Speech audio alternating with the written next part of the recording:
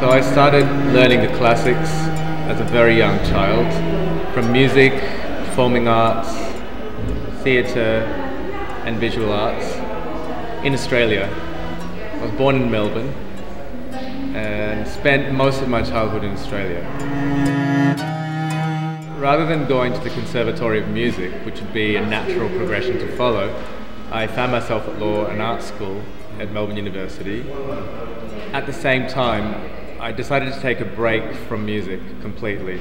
So I had this training with harpsichord, piano and cello, essentially. And I decided to take a break, and I was working in an NGO in human rights in Cambodia, and working there reignited my passion for sound and for music again. And so when I returned to Melbourne from this volunteer mission, I found myself in this underground hip-hop experimental music scene, which was in the early 2000s, which was really thriving in Melbourne at that time. Having had strong foundations and strong training has really given me the ability to move outside the box, and it's a really tight box we're living in, and create something that is personal, invite people into my personal universe. And so in around 2007, I was playing in a trip-hop band, and we dissolved, and at this point I decided to leave Australia more permanently, and it made sense to me to move to Tokyo. My family is originally from Hiroshima, but I wanted to go back and explore my roots, part of my roots anyway, and discover about Japan, Japanese culture, and allow culture to exert its influence over my creative process. And arriving in Tokyo with linguistic capacity, but without a community of friends and a network of people to support my creation, it forced me into this arena as a solo artist and a solo creator. And that was really challenging at the start, because when you're on your stage and you're doing your thing and you're all by yourself, it's a big shoes to fill. And Japan gave me the real confidence to be able to move into my own space, outside, for example, of an orchestra, outside of a band, and into my own universe, a very personal, private universe that I now share with the world. So sound is my vehicle for creation, and focusing on cross collaborations, not just with artists, dancers or visual artists or video artists or graphic designers, also on other disciplines such as science and mathematics, to really create a new voice and a new creation, a new style of collaboration, a more holistic approach to creating. And people often say, oh, you're an artist. What is an artist in the end? I think we're all creators. Essentially, we're always creating something. It doesn't matter what your vocation or your profession is, we're all creators. And so my vision through sound is to use art and culture, the creative element, as a means to bringing about social change.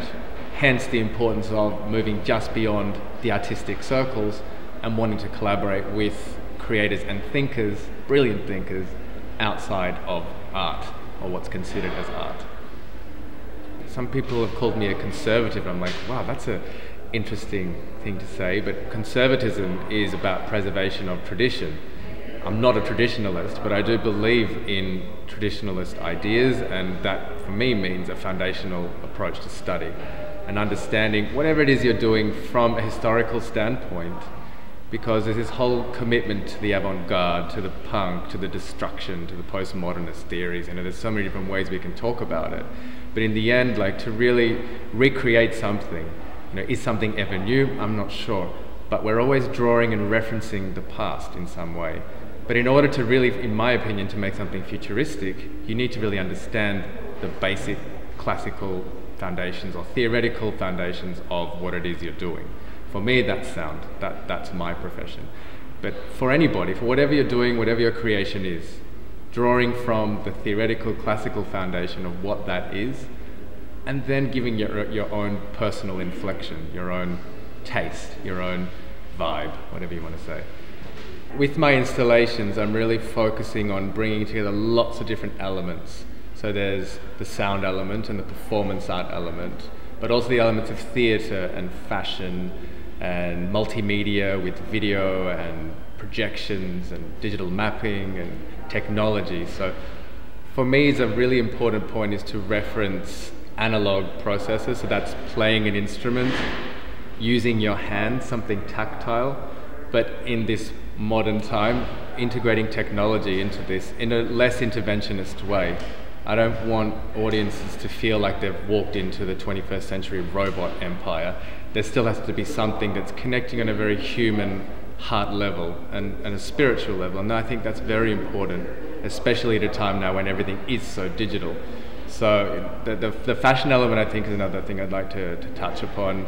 My sister Rachel Skepper and I have recently launched our own brand and fashion, originally with hats and jewelry. So we're looking to push this holistic, creative approach to our work in this way. So it's providing people really with this entire creative universe, not just a musician who's on a stage playing Rachmaninoff. It's a whole parcel that people can take what they want from. The process of travel and how that exerts its influence on my creation. And so through using classical instruments with technology, I've focused on this idea of field recordings and dubbing and looping and sampling, lots of different ways to describe this production process. But essentially my last album is about field recordings and sound without instruments.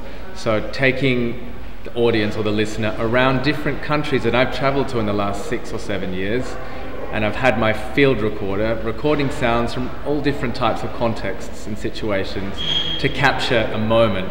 So a photographer might take a photo of a certain landscape to remember it, whereas a sound artist will be taking a sound sample or a sound recording of a particular environment or landscape and capturing that. And this is a way to take people on a sonic journey to a different land, to a different place. For me, the most important thing is to travel, to be on the road and allowing other cultures and the people I meet to exert their influence over my creative processes.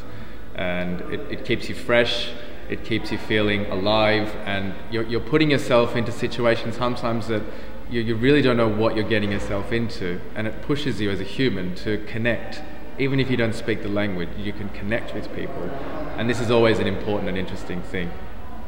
We're living in extremely exciting times. Never before have we been so free and so connected globally. At the same time, we're living in highly fearful and uncertain times, and although referencing history and understanding history is really important for our future, the point is to be looking forward and not back, and looking forwards to a positive future paradigm, not in the past to all the atrocities and all of the negativity and all of the positivity that's happened there too. It's important for us to be focusing on the future, what the future means for us as humans, for us on the earth, for us as creators, for us as people, you know, to focus on a positive future paradigm. That's what I believe is really important, because it's so easy to fall into the trap of negativity, of fear, of this machine that's driving us to feel like everything is about to collapse. And it isn't. It's exciting and exhilarating, and all we need to do is connect with each other on a very humanistic, compassionate level, and we can find ourselves in a positive future.